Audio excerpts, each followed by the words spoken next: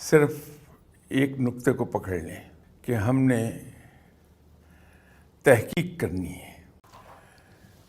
تو جب میں MBA کر رہا تھا اس وقت بھی، جو کہ بات ہے 1964 65 66 کی، لیڈنگ کمپنیز تھیں سر.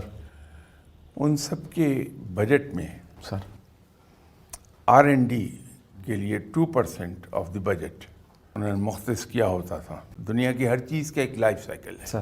ایون پہاڑوں کا ہے. سر ہر چیز کو مر جانا ہے، ختم ہو جانا ہے. کہ کسی بھی کمپنی کی جو پروڈکٹ ہے تو پروڈکٹ کی بھی لائف سائیکل ہے. سر اس کی مثال ایک دودھ دیتی ہوئی گائے کی ہے.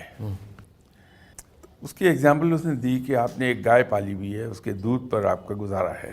سر زیادہ پیسے کے قصے میں کہ سر ہمیں دودھ زیادہ بکے اور پیسہ زیادہ ملے. سر اس کے بچڑے کے لیے کچھ نہیں چھوڑ، بچے کے لیے سب دودھ نکال لیتے ہیں اور بیچ دیتے ہیں. آپ ٹھیک سر.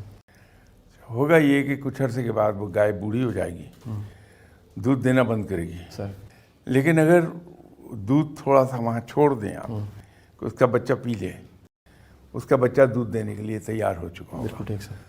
تو وہ R&D کو ایکسپلین کرتے ہوئے یہ پڑھایا کرتے تھے. یہ گورا ایسی پڑھاتا ہے.